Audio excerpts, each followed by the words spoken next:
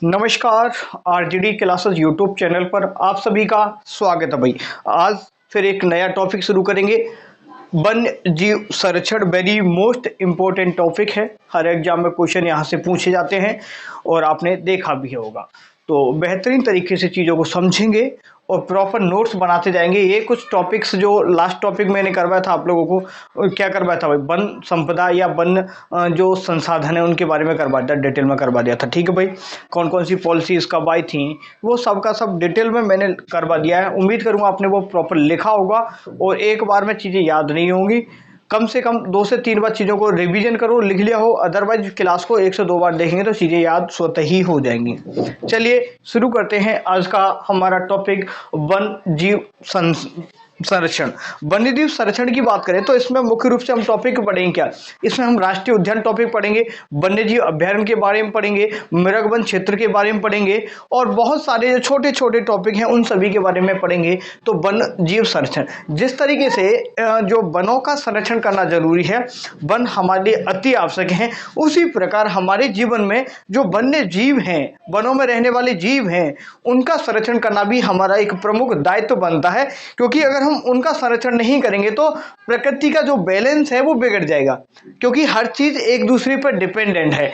समझ आया? तो भाई इसी के बारे में गवर्नमेंट के द्वारा राष्ट्रीय उद्यान बनाए जाते हैं, राष्ट्रीय उद्यान बनाए जाते हैं, जैसे अभ्यारण्य बनाए जाते हैं, टाइगर प्रोजेक्ट बनाए जाते हैं, मृगवन क्षेत्र बनाए जाते हैं, जो कंजर्वेशन क्षेत्र बनाए जाते हैं। तो बहुत सारे स्कीम के तहत जो वन्य जीवों को संरक्षित करने के लिए गवर्नमेंट के द्वारा स्कीम्स बनाई जाती हैं। ये थोड़ा सा बेसिक था, आप समझते हैं। तो वन्यजीव संरक्षण के लिए सर्वप्रथम जो कानून आया था, जो एक अधिनियम लाया गया था, तो भारत में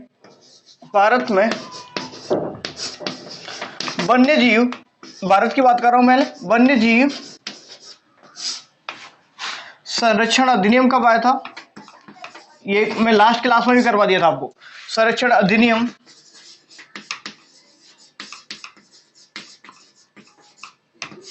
कब आया था भाई?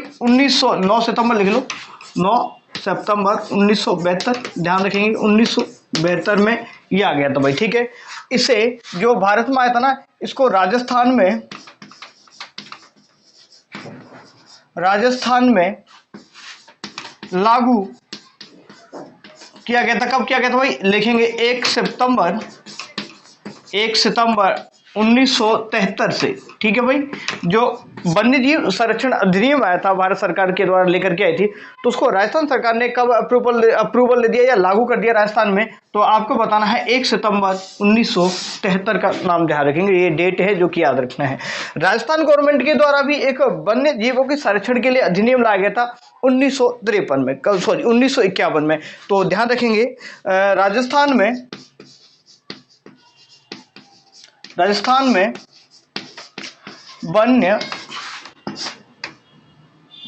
वन्य जीव पक्षी संरक्षण अधिनियम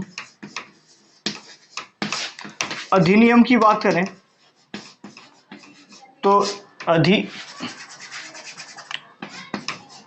अधिनियम की बात करें तो यह था अप्रैल, डेट का ध्यान रख लीजिएगा, 23 अप्रैल। ये ध्यान नहीं रहता तो कोई दिक्कत नहीं है, आप 1951 का ध्यान रखेंगे। किसका? 1951 का ध्यान रखेंगे।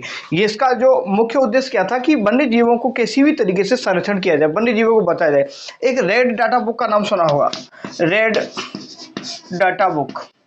क्या? रेड डाटा बुक में क्या होता है कि जो संकटग्रस्त जो जीव हैं, संकटग्रस्त जीव और जंतु हैं, उनके संरक्षण के लिए इसमें पूरा का पूरा रेड डाटा बुक में लिखाया जाता है। अलग से जो संकटग्रस्त जातियां हैं उनके बारे में, जीव जंतु के बारे में मैं डिटेल में करवा दूंगा। अभी रेड डाटा बुक के बारे में रहने देते हैं और बहुत सारी जो बुक है उनके बारे में अच्छे तरीके से मैं करवा दूंगा। ठीक है, चलो अब पढ़ते हैं हम आगे। देखिएगा राजस्थान में या भारत में या कहीं भी विश्व की बात करें, देखिए वन्य जीवों को संरक्षण करने के लिए कुछ क्या है, स्कीम्स हैं, ठीक है, योजना है। और किस तरीके से, एक तो होता है कि देखो ध्यान देंगे, थोड़ा सा मैं कुछ चीज समझाने वाला हूं। वन्य जीव संरक्षण के लिए आपको मैं बताना हूं स्वस्थानिक। देखिए 2 प्रकार से, देखिए एक ये क्षेत्र है, ध्यान देंगे, एक ये क्षेत्र है, ये रहा, ये मान चलो रणथंभौर है। कौन सा रणथंभौर? थोड़ा समझेंगे भाई, रणथंभौर, ठीक है भाई, ये है रणथंभौर मान चलो, ठीक है भाई, ये है रणथंभौर। यहां पर जैसे शेर पाया गया, बाघ है, ठीक है, ठीक है भाई, जरख पाई गई, तो इस तरीके के बहुत सारे जंतु हैं यहाँ पर, ठीक है। अब यहाँ पर जंतुओं पर थोड़ा इनके खान पीने के लिए लोगों के द्वारा इनका जो जीवन है ना भाई थोड़ा सा मुश्किल होता जा रहा है, क्योंकि आम आदमी ना अपनी आवश्यकता पूर्ति के लिए ये जो जंगल था ना पूरा का पूरा इनको साफ कर रहा है, काट रहा है अपनी आवश्यकता पूर्ति के लिए। तो गवर्नमेंट ने क्या किया कि इस क्षेत्र, ध्यान से देंगे, इस क्षेत्र में जितने भी जीव रहते हैं, क्या इस क्षेत्र में जितने भी जीव रहते हैं उनको उसी जगह संरक्षित कर दिया जाए, क्या उसी जगह पर संरक्षित कर दिया जाएगा, तो इसको स्व स्थानिक बोलेंगे। क्या? स्व स्थानिक संरक्षण, स्व स्थानिक संरक्षण। आपसे एक क्वेश्चन पूछा गया है कि सर स्व स्थानिक संरक्षण क्या है और वही स्थानिक संरक्षण क्या है। देखो यहाँ पर ये जो क्षेत्र रणथंभौर था, ठीक है भाई, यहाँ पर जो पेड़ पौधे जो जंगल है और यहाँ पर जो जीव जंतु रह रहे हैं और उनको इसी जगह पर, क्या इसी क्षेत्र में उन लोगों को संरक्षित कर दिया गया, उनको यहाँ इसी क्षेत्र में संरक्षण दे दिया गया, तो उसको बोलेंगे स्व स्थानिक संरक्षण। क्या बोलेंगे? स्व स्थानिक संरक्षण। अब होता क्या कभी कभार यहाँ पर इन जीवों को संरक्षण नहीं कर रहे हैं, अब यहाँ से ले जा करके एक कृत्रिम रूप से एक संरक्षण बना दिया, जैसे चिड़ियाघर का नाम सुना होगा, क्या? जैसे चिड़ियाघर है, ठीक है भाई, चिड़ियाघर की बात करें, ये चिड़ियाघर है अपने जयपुर वाला ही सब लोग, तो यहाँ पर ये बना दिया चिड़ियाघर।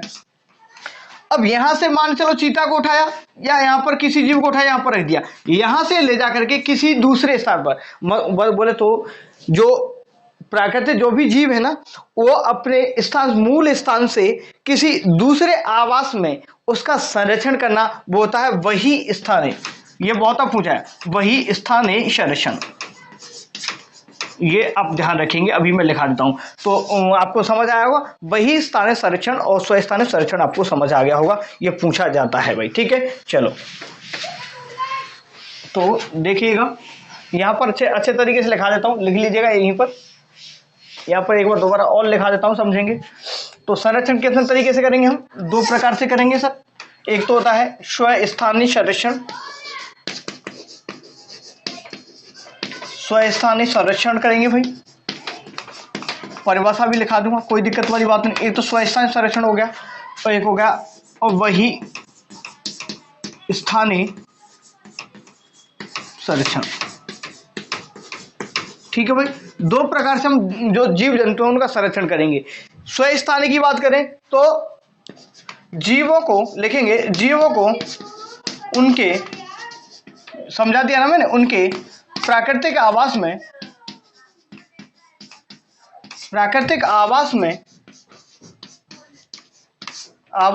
ही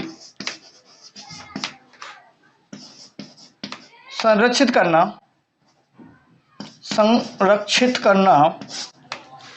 ठीक है भाई, वो क्या होगा भाई, उसे स्वस्थानिक संरक्षण बोलेंगे। अब जैसे बात करें इसमें क्या क्या आते हैं, जैसे राष्ट्रीय उद्यान है आपके, क्या आगे इसमें राष्ट्रीय उद्यान पूछा, ये इस तरीके से उदाहरण से कि पूछेगा, राष्ट्रीय उद्यान हो गया,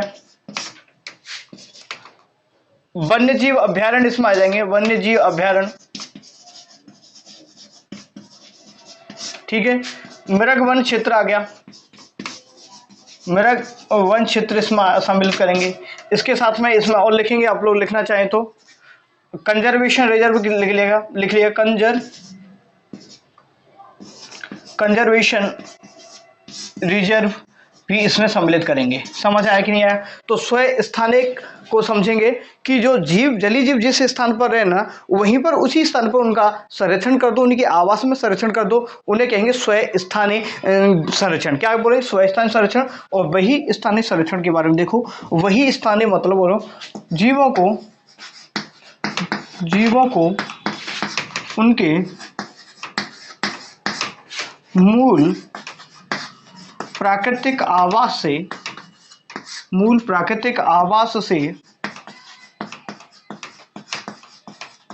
से ले जाकर दूसरे स्थान पर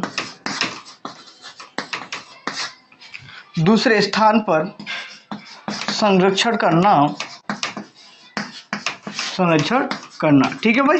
ये हो गया आपका वही स्थानीय उदाहरण। इसमें जैसे चिड़ियाघर है, चिड़िया घर हो गया आपका, ठीक है भाई। और जीन बैंक हो गया, क्या होगा, जीन चिड़ियाघर है, जीन चिड़ियाघर है आप लोगों का, जीन बैंक है, ठीक है। और कुछ उदाहरण से लिखा देता हूं आपको, जैसे इसमें मृग उद्यान की बात करें, मृग उद्यान, ठीक है। मृग उद्यान देखिए यहाँ पर देखें, थोड़ा सा मृग उद्यान में कन्फ्यूजन हो रहा है। यहाँ पर देखेंगे, देखिए मृगवन क्षेत्र ये लिखवा है मैंने आप लोगों को, यहाँ पर जैसे मृगवन क्षेत्र लिखवा है ना आपको, तो यहाँ पर जैसे मृग किसी क्षेत्र में, तो उसी, देखो सिंपल फंडा एक ही है कि उसी क्षेत्र में संरक्षण हो रहा है तो वही स्वस्थान है। और वही स्थान है, जैसे कहीं कोई किसी टारगेट जगह कर दी, कहीं पर यहाँ से ले जाकर के दूसरी का टारगेटेड जगह का बना दी, तो उस स्थान पर करें तो वो इस तरीके से करते हैं। मृगवन क्षेत्र को इसमें थोड़ा शामिल मत करो, ठीक है, क्योंकि इसमें में आ जाएगा। नेक्स्ट बात करें, आपका पशु जीन बैंक हो गया, जीन बैंक, ये मुख्य रूप से सम्मिलित करेंगे, ठीक है। समझ आ गया होगा मेरे ख्याल से। तो स्वस्थानीय संरक्षण क्या कहेंगे, और वही स्थानीय संरक्षण आप लोगों को समझ में आ गया होगा, ठीक है भाई। तो एक बार और समझ लो अच्छे तरीके से कि जो जीव जंतु हैं, ध्यान समझेंगे, जीव जंतुओं को उनके मूल आवास में, क्या, जीव जंतुओं को उनके मूल आवास में ही संरक्षण दे देना, वो कहलाता है स्वस्थानीय संरक्षण। क्या, मूल आवास में ही संरक्षण दे देना स्वस्थानीय संरक्षण बोलेंगे। जैसे राष्ट्रीय उद्यान है तो वो क्षेत्र है, उस क्षेत्र में जो जलीय जो भी जीव जंतु रह रहे हैं ना, उनका उसी जगह पर संरक्षण कर दो, राष्ट्रीय उद्यान घोषित कर दिया, वन्य जीव अभ्यारण्य बना दिया, तो वो हो गया कौन सा, स्वस्थानीय संरक्षण। दूसरा बात करें, वही स्थानीय संरक्षण की बात करें, तो जीवों को उनके प्राकृतिक आवास से ले जाकर दूसरे स्थान पर उनका संरक्षण किया जाता है, तो वही स्थानीय संरक्षण बोलेंगे। जैसे चिड़ियाघर है, जीन बैंक है, ये सभी आपको देखने को मिलेगा। तो ये समझ में आ गया होगा। अब बात करते हैं हम कुछ अपने राजस्थान में कुछ फैक्टोरियल चीजों की बात करें। अब बताएंगे, कुछ पॉइंट्स लिख लो, ये पॉइंट्स भी आपसे पूछ लिए जाते हैं। नहीं, पहले ऐसा करो, आप एक हेडिंग लगा लो, क्या, बायोलॉजिकल पार्क, राजस्थान के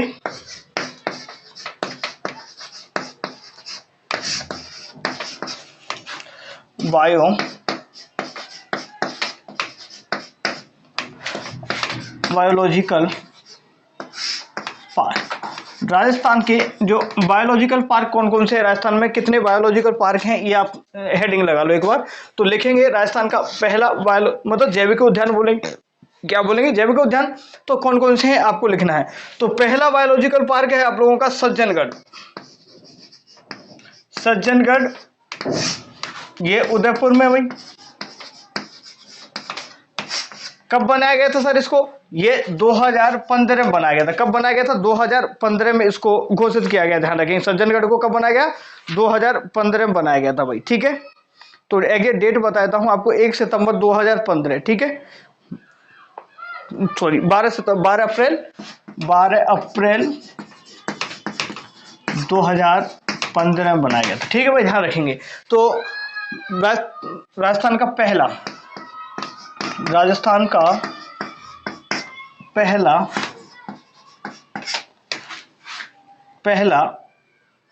बायोलॉजिकल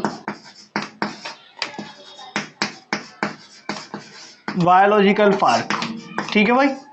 और बात करें दूसरा, आगे लिखेंगे तो दूसरा लिखेंगे आप माचिया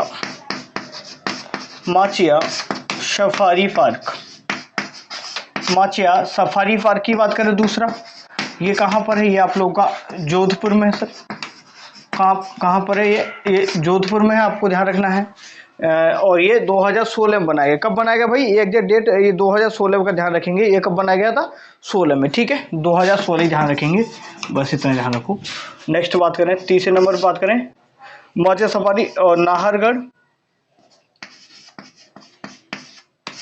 ठीक है भाई, नाहरगढ़ ये जयपुर में, ये भी 2016 में बनाया गया। चौथे की बात करें, आपका है अभेड़ा बायोलॉजिकल पार्क, आप आगे लिख लेना, ये कहाँ पर है सर, ये है आप लोग कोटा में। और देखिए ये चार तो प्रमुख है, क्या ध्यान देंगे, तो चार जो बायोलॉजिकल पार्क है, सज्जनगढ़ है, माचिया सफारी है, नाहरगढ़ है और अभेड़ा कोटा में, ये चार बायोलॉजिकल पार्क बन चुके हैं, ठीक है भाई। अब दो जो बायोलॉजिकल पार्क हैं वो और बन रहे हैं, तो एक लिखेंगे आप मरुधरा बीछवाल, मरुधरा बीचवाल जो बायोलॉजिकल पार्क है ये कहाँ पर है, ये है आपका बीकानेर में। और छठवें नंबर में एक पुष्कर में है, पुष्कर जो अजमेर में, इन पर ये निर्माणाधीन है भाई, ये निर्माणाधीन है, मतलब ये अभी विकसित किए जा रहे हैं भाई। क्या किए जा रहे हैं, या विकसित किए जा रहे हैं भाई। कौन कौन से दो, ये विकसित कौन कौन से किए जा रहे हैं, मरुधरा बीचवाल, क्या नाम रखना है, मरुधरा बीचवाल और पुष्कर, ये जो बायोलॉजिकल पार्क हैं ये विकसित किए जा रहे हैं। बाकी का जो सभी जैसे सज्जनगढ़ है, माचे सफारी पार्क है, ये सब विकसित कर लिए गए हैं या बन चुके हैं। ठीक है, समझ आया होगा उम्मीद करूंगा। तो या तो समझ आया कि नहीं आया, देखेंगे। राजस्थान बायोलॉजिकल पार्क दोबारा सामने, सज्जनगढ़ पहला बायोलॉजिकल पार्क है, 2015 बना था। ठीक है भाई। नेक्स्ट बात करें माचे सफारी पार्क जो कि जोधपुर में है, नाहरगढ़ जो कि कहाँ है, जयपुर में ही है, अभेड़ा बात करें कोटा में है, और जो बीचवाल की बात करें मरुधरा बीचवाल जो कि आपका बीकानेर में, और पुष्कर अजमेर में। कहाँ पर है, पुष्कर अजमेर में, ये आपको ध्यान रखना भाई। ठीक है, यहाँ तक चीजें समझ में आ गई होंगी आप लोगों को पता है। इसका डेट ध्यान रखें तो 2021 डेट ध्यान रख लेना। ठीक है, चलो यहां तक आपको समझ आया होगा। आगे बढ़ते हैं। आज थोड़ा सा मन नहीं कराने का, लेकिन फिर भी करवा देता हूँ। लिखेंगे आप लोग कुछ चीजें, राष्ट्रीय उद्यान को कवर कर लेंगे ना, कोई दिक्कत वाली बात नहीं। तो राजस्थान में राष्ट्रीय उद्यान कितने हैं, तो फैक्ट लिख लो। ठीक है, फैक्ट लिखना चाहो तो फैक्ट लिख लो, ऐसे हेडिंग लगा लो फैक्ट। तो लिखेंगे राजस्थान में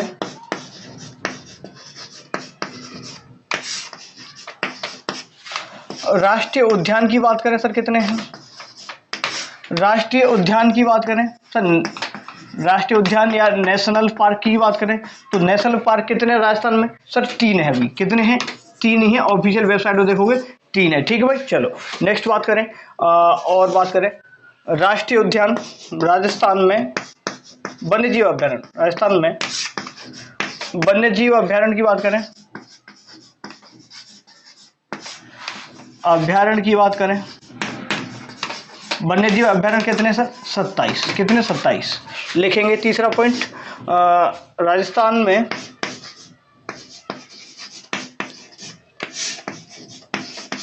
में आप लोगों को होना है टाइगर प्रोजेक्ट या बाघ परियोजना, बाघ परियोजना बोलें, या टाइगर प्रोजेक्ट की बात करें, टाइगर रिजर्व कितने भाई आपको बताना है सर, 4 से पहले अब एक 5वां जुड़ चुका है, तो 4 + 1 = 5। इसको मंजूरी मिल चुकी है भाई, मंजूरी मिल गई 2023 में ही। ठीक है भाई, ये कौन सा है, धौलपुर करौली वाला, कौन सा है, तो याद रखेंगे ये धौलपुर करौली वाला। ठीक है, ध्यान देंगे धौलपुर करौली वाला। नेक्स्ट बात करें राजस्थान में मेरठ वन क्षेत्र कितने हैं भाई, वन क्षेत्र कितने हैं भाई, आपको बताना है सर 7। नेक्स्ट लिखेंगे कंजर्वेशन रिजर्व कैसे हैं, कितने हैं, कंजर्वेशन, एक मिनट,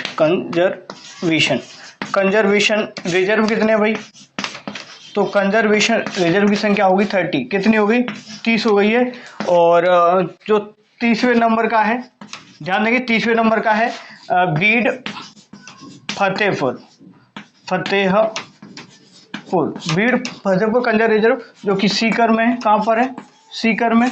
इसको घोषणा कब की गई, कब बनाया गया, इसको 6 अक्टूबर 2023 तक के नए आंकड़ों के साथ बता रहा हूँ। कब बनाया गया, 6 अक्टूबर 2023, ये ध्यान रखेंगे भाई। ठीक है, वन्य जीव मंडल की बात करें राजस्थान में,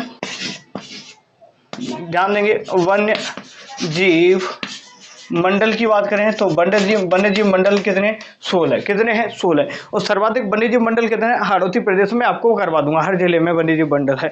नेक्स्ट बात करें आपके पक्षी स्थल कितने हैं, पक्षी स्थल की बात करें, पक्षी स्थल की बात करें तो कितने हैं आपके बताना है, 24। ठीक है, नेक्स्ट आप लोगों को कुछ रहा है क्या, हाँ, आखेट निषिद्ध क्षेत्र कितने हैं भाई, आखेट निषिद्ध क्षेत्र, आखेट निषिद्ध क्षेत्र कितने हैं आपको बताना है सर, 33। ठीक है, ये आपके कुछ इंपॉर्टेंट जो कुछ पॉइंट्स है जो कि आपको याद रखना था। राजस्थान का प्रथम बर्ड पार्क जो कि बड़ा पार्क जोधपुर सॉरी उदयपुर में बनाया गया था, वो भी आपको ध्यान रखना। ये फैक्ट ध्यान रखेंगे। राजस्थान में राष्ट्रीय उद्यान कितने हैं सर? आपको बताना है 3। राजस्थान में जो वन्यजीव अभ्यारण्य है, वाइल्ड लाइफ सेंचुरी है, वो कितनी है भाई? आपको बताना है 27। नेक्स्ट बात करें राजस्थान में बाघ परियोजना की बात करें, टाइगर प्रोजेक्ट या टाइगर रिजर्व की बात करें, तो 4 थे पहले और एक नया जोड़ दिया गया, मंजूरी दे दी गई है इसको धौलपुर करौली वाले को, तो 5 हो गया। ठीक है, राजस्थान में मृगवन क्षेत्र कितने हैं? 7। नेक्स्ट है आपका कंजर्वेशन रिजर्व, अब 30 हो चुके हैं। कितने हो गए? 30 हो चुके हैं। 6 अक्टूबर 2023 तक के आंकड़े बता रहा हूं आपको। तो बीड़ फतेहपुर जो कंजर्वेशन रिजर्व जो कि सीकर में, ध्यान रखें नवीनतम। नेक्स्ट बात करेंगे वन्यजीव जो मंडल कितने हैं राजस्थान में, तो आपको बताना 16, 25 साल के बाद 24, और ये आखिर निषिद्ध क्षेत्र कितने हैं? 33। इन सबको याद कर लो, 2 बार याद करो, 3 बार याद करो, वीडियो कितनी बार देखो, लेकिन ये सब चीजें याद हो जानी चाहिए टिप्स पर। समझ आया होगा उम्मीद कर रहा हूं। अब हम आगे बढ़ते हैं, यहां तक चीजें समझ आई होगी, ठीक है। तो पहले मैं राष्ट्रीय उद्यान से शुरू करेंगे, हम नेशनल पार्क से, लेकिन उससे पहले मैं कुछ वन्य जीवों की कुछ वन्य जीव बताया था, इंपोर्टेंट वन्य जीवों को करवा देता हूँ। क्या? महत्वपूर्ण वन्य जीव, प्रमुख वन्य जीवों को बता देता हूँ मैं। राजस्थान के प्रमुख वन्य जीव लिखेंगे, प्रमुख वन्य जीव, प्रमुख वन्य जीव के बारे में लिखा है। सबसे पहले पढ़ेंगे हम, सबसे पहले आप पढ़ लेते हैं किसके बारे में? चिंकारा के बारे में पढ़ें। चिंकारा ध्यान से देखेंगे, प्रमुख वन्य जीव, यहां से क्वेश्चन पूछ लिया गया है, इनका बॉटनिकल नाम पूछ लिया जाता है कि ये जो चिंकारा है ना, ये राजस्थान का राज्य पशु है। ठीक है, तो राजस्थान का, ठीक है भाई, तो राजस्थान का राज्य पशु कौन सा है? चिंकारा। 1981 में इसे घोषित किया गया था। इसका जो बॉटनिकल नाम क्या है? गजेला गजेला। क्या है? मेरे साथ बोलेंगे, गजेला गजेला, ये इसका बॉटनिकल नाम है, आप लोगों को ध्यान रखना है भाई। ठीक है भाई, चलो लिखें, आगे लिखते हैं। अब लिखना शुरू करते हैं चिंकारा के बारे में। इसका वानस्पतिक नाम लिख लो पहले, वानस्पतिक नाम क्या होगा इसका? अब देखो थोड़ा ट्रिक से बता दूंगा, याद करवा दूंगा। यहीं पर देखिए, यहाँ पर 4 आ रहा है और याद कर, देखो गजेला गजेला आप याद रख पाओ तो वैसे ही तो अच्छी बात है। गजेला गजेला ध्यान रखेंगे, क्या नाम है इसका? गजेला गजेला। राज्य पशु, इसको घोषित कब किया गया था आपको बताना है। राज्य पशु के रूप में 1981 में घोषित किया गया था।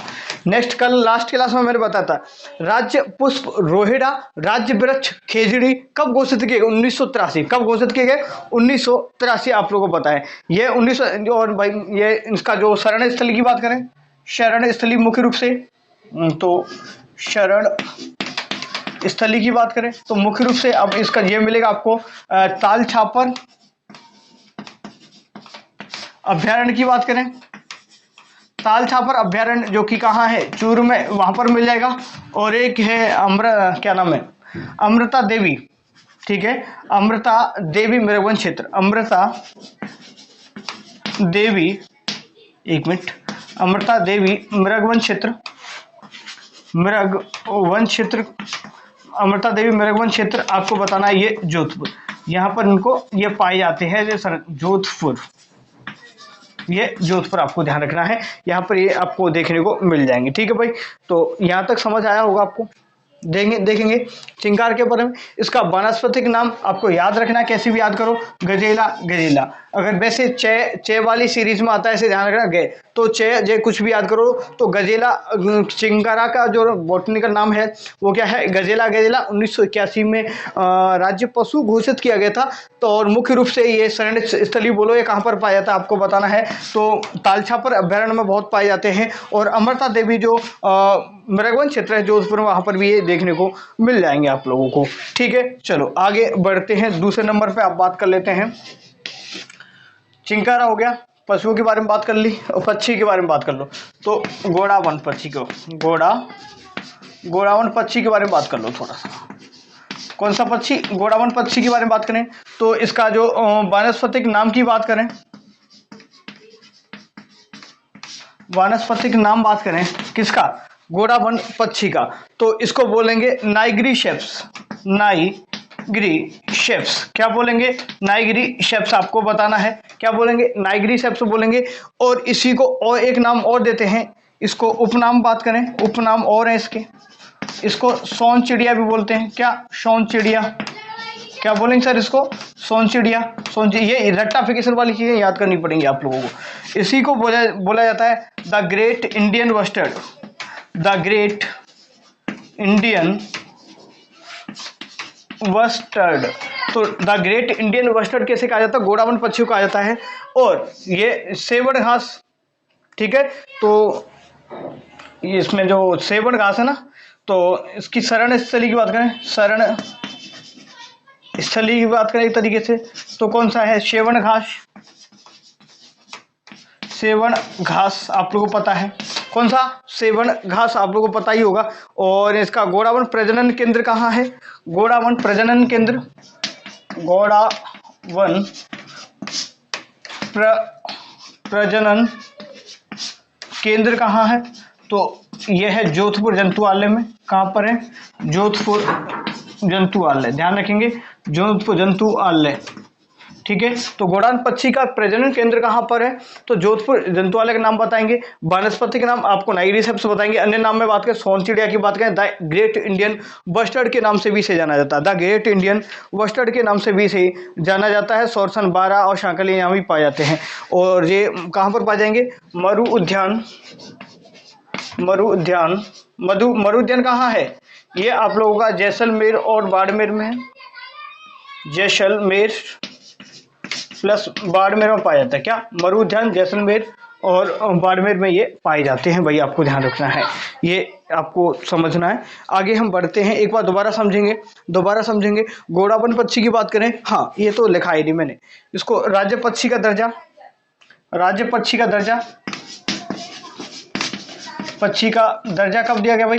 राज्य पक्षी का दर्जा कब दिया गया भाई बताएंगे? 1981 में इसको राज्य पक्षी का दर्जा दे दिया गया भाई, ठीक है भाई, ठीक है। चलो 1981 में इसको राज्य पक्षी का दर्जा दे दिया गया, तो ध्यान रखना है। तो एक बार और समझ लो, चिंकारा के बारे में समझेंगे। चिंकारा का जो वनस्पतिक नाम है गजेला, गजेला बोला जाता है। क्या बोलेंगे? गजेला, गजेला। चिंकारा को राज्य पशु के रूप में 1981 में घोषित कर दिया गया या दर्जा दे दिया गया। और जो शरण स्थली बोलेंगे यार, मुख्य रूप से जो चिंकारा है आपका तालछापर अभ्यारण्य पाया जाता है, और अमृता देवी जो मृगवन क्षेत्र जोधपुर में यहाँ पर पाया जाता है, आपको देखने को मिलेगा। नेक्स्ट बात करें गोडावन पक्षी की। गोडावन पक्षी को राज्य पक्षी के रूप में घोषित किया गया 1981 में, ध्यान रखेंगे। गोडावन पक्षी की शरण स्थली सेवन घास को बोला है, सेवन घास में ये अच्छे तरीके से रहता है, आपको ध्यान रखना है। नेक्स्ट आपको सोन चिड़िया या ग्रेट इंडियन बस्टर्ड के नाम से भी जानेंगे। इसी को नाइग्री शेप्स बोलते हैं। क्या बोलेंगे? बॉटनिकल नाम नाइग्री शेप्स बोलेंगे, और सब बता दिया, ठीक है। चलो आगे बढ़ते हैं और कुछ वन्य जीव और देख लो एक बार। एक इम्पोर्टेंट है, आपको बता दें, गागरोनी तोता। गागरोनी तोते का नाम सुना होगा, ये वैसे भी आपको नॉलेज के लिए जरूरी है। गागरोनी तोते का नाम बताते हैं, गागरोनी तोता।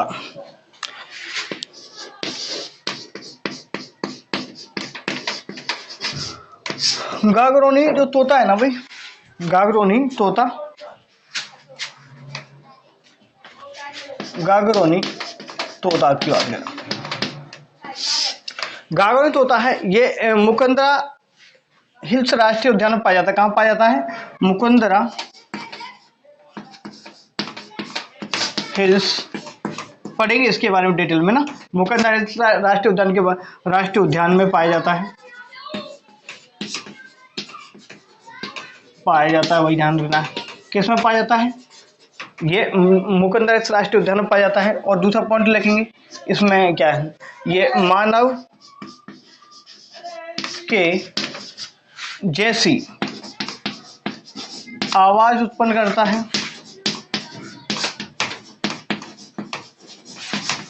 मानव के जैसी आवाज उत्पन्न कौन सा पक्षी करता है? तो आपको बताना है गागरोनी तोता मानव के समान हुबहू नकल या आवाज उत्पन्न करता है, ठीक है भाई। मानव के समान आवाज उत्पन्न करता है, या बोले तो हुबहू मानव के, या बोले तो मानव के जैसी, मानव के जैसी हुबहू आवाज उत्पन्न करता है। हुबहू आवाज़ करता भाई, ठीक है, हुबहू आवाज़ करता, ये ध्यान रखना है। इसका बॉटनिकल नाम, इसको हीरामन तोता भी बोलते हैं, इसको क्या बोलेंगे, इसको हीरामन तोता, इसको हीरावन तोता भी बोलते हैं। और इसका नाम एक और दूसरा और है, अलेक्जेंड्रिया पैराकिट, इसी को अलेक्जेंड्रिया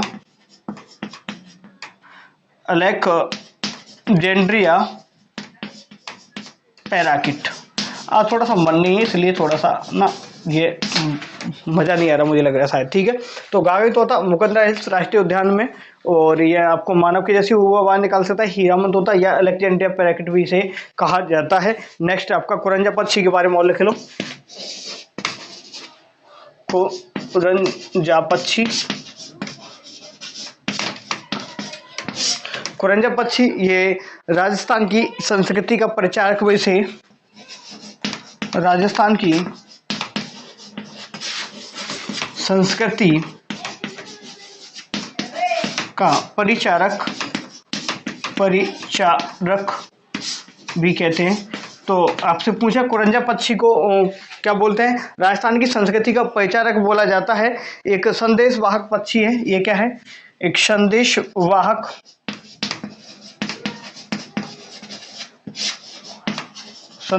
पक्षी है। खींचनगांव जोधपुर, ठीक है, जोधपुर के लिए प्रसिद्ध, जोधपुर में प्रसिद्ध भाई, ठीक भाई। खींचनगांव में यह मुख्य रूप से पाया जाता है, तो ये आपको ध्यान रखना है भाई, ठीक है। और इसका वैज्ञानिक नाम बात करें तो डेमोजियल क्रेन बोला जाता है, इसका बॉटनिकल नाम। वानस्पतिक नाम की बात करें तो डेमोजियल क्रेन बोलेंगे, क्या बोलेंगे इसको, डेमोजियल क्रेन बोला जाता है। लिख लो एक बार। गागोई तोते को बात करें तो गागोई तोते को हम क्या बोलते हैं, हीरामन तोता भी बोलते हैं। ह्यूमंस के अकॉर्डिंग, जो हमें हमारे हिसाब से जैसे हम आवाज़ निकालते हैं उसी तरीके से आवाज़ निकालने वाला तोता कौन सा है, गागरोई तोता, आपको ध्यान रखना है। नेक्स्ट बात करें कुरंजा पक्षी, मैंने बता दिया।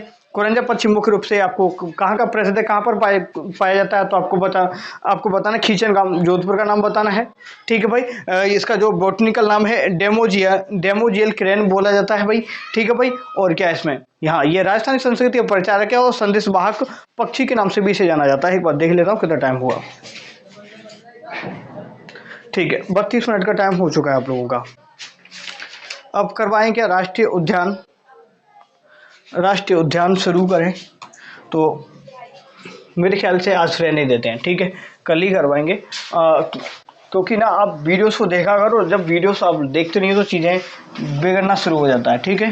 तो आप लोग ध्यान से कल सभी के सभी देखेंगे सभी क्लासेस को, और फिर कल क्लास करवाएंगे। थोड़ा एनर्जी नहीं आज उस हिसाब से, तो कल पढ़ेंगे हम राष्ट्रीय उद्यान के साथ में हम पढ़ लेंगे कल की क्लास में ही जो मृगवन क्षेत्र पढ़ लेंगे, या फिर बोले तो आपके जो राष्ट्रीय जो क्या बोला अभ्यारण्य, ठीक है, वन्य जीव अभ्यारण्य के बारे में डिटेल में समझ लेंगे, ठीक भाई।